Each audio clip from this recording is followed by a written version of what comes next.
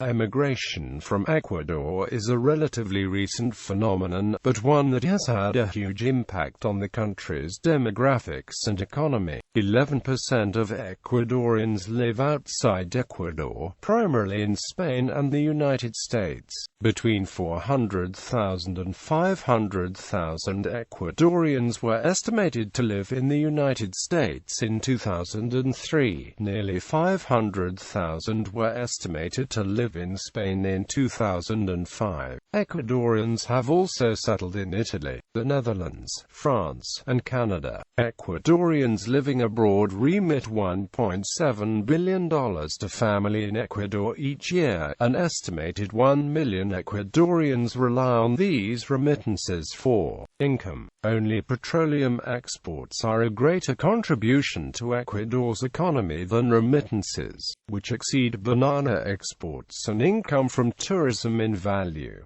Ecuadorian nationals are residents in more than 60 countries. Early emigration from Ecuador was triggered by the collapse of Ecuador's Panama hat industry in the 1950s. Emigrants at this time often traveled to New York, where many had connections with hat importers. In the United States, Ecuadorians are most concentrated in New York City and New Jersey. Approximately 90,000 Ecuadorians live in Queens, particularly in Corona and Jackson Heights. Alternately, some Ecuadorians arrived with forged visas or on passports with legitimate visas but substituted photos. Ecuadorians typically paid for the journey by borrowing from usurious money lenders and using the property in Ecuador as collateral. During the late 1990s financial crisis in Ecuador, a mass migration to Spain occurred. The number of Ecuadorians in Spain climbed from less than 10,000 in 1998 to 200,000 in 2002 to over 500,000 in 2005.